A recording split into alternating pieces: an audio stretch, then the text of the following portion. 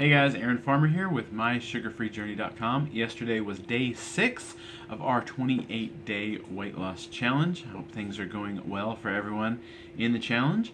So today what we're going to talk about is what is it about fast food that makes it so addictive?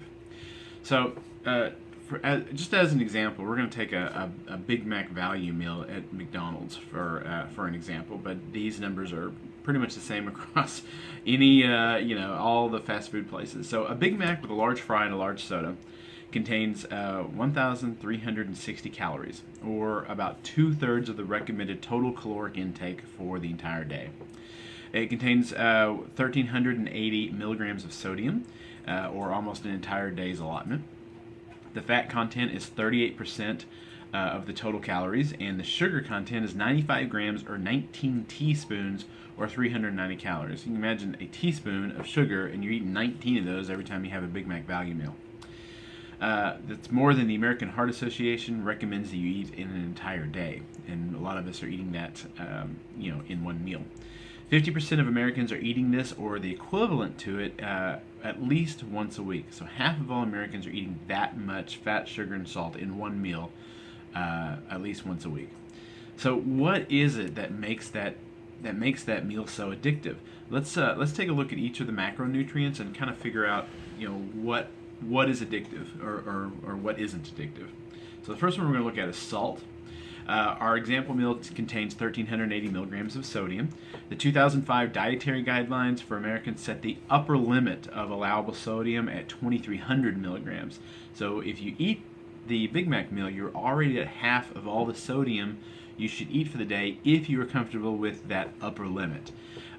Processed food adds about 3,400 milligrams of sodium to the diet of the average American every day. But is it addictive? We know that a taste for salt is acquired over time. It's usually at about 4 to 6 months old that babies will start liking salt. We also know that people can change their salt preferences fairly easily. For instance, people with high blood pressure have to cut back on the salt. Usually report that it takes about 12 weeks on a low sodium diet to begin to prefer the low sodium food.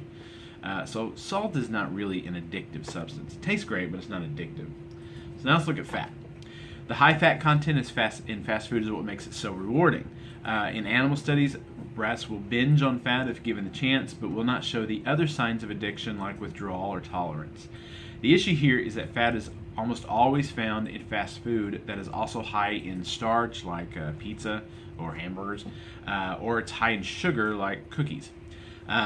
So adding sugar significantly increases the preference for high fat foods in normal weight people. So fat can be addictive when you mix it with sugar. Now let's look at caffeine. Caffeine, drinking a large soda with your meal will net you about 58 milligrams of caffeine. Caffeine has been proven to be very addictive, with 30% of Americans feeling intense withdrawal symptoms if they don't have their morning coffee. Children will usually get their caffeine fix from soda and feel the same withdrawal symptoms if they don't have a soft drink with their meal. So caffeine's at least part of the issue. Now let's look at sugar, and here's the real culprit. Sugar has been proven in animal trials to be extremely addictive. Given unlimited access to sugar, rats will binge and eat just as much as they can shove it in their face.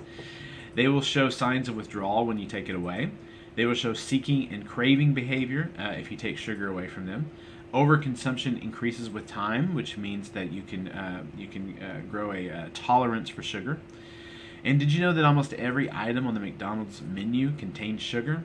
Right now, the only thing on the menu that you can get without sugar are French fries, which turn into sugar once you eat them, hash browns, which do the same, sausage, which thankfully that's about the only thing on the menu we can eat, chicken nuggets without sauce, which are have a breading on them, it's grain, coffee, iced tea, and diet soda. Everything else on the menu contains sugar. And why is that? It's because McDonald's knows about the addictive qualities of sugar, and they want you addictive. They want you to keep coming back to their restaurant. We probably developed a sweet tooth because no sweet foods in nature are acutely poisonous. So if you're out on the plains of the Serengeti somewhere and you came across a food that was sweet, there's a good chance that you could eat it and continue to survive, and it wouldn't be poisonous. So basically, if it was sweet, it was good to eat. So we naturally gravitated towards eating sweet foods. You know, I can tell you from my own experience, I've got 4 kids, I've got 4 grandkids, and getting them to eat peas, it can be a bit of a can be a bit of a trial.